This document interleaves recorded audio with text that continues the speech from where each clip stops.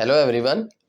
In today's video, we will see how to get Capcut Pro for free on ISO device. So let's get started. First of all, let's navigate to the App Store icon on your home screen and tap to open it. Once the App Store is open, type Capcut in the search bar and tap on search button from the keyboard. You will get the results of search. Tap on the Capcut app to open it.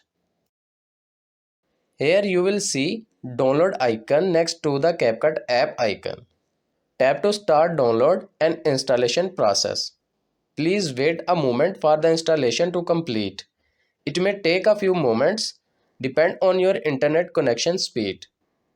Once the installation is complete, you will see an open button. Tap on the open button to launch the Capcut app. And that's it.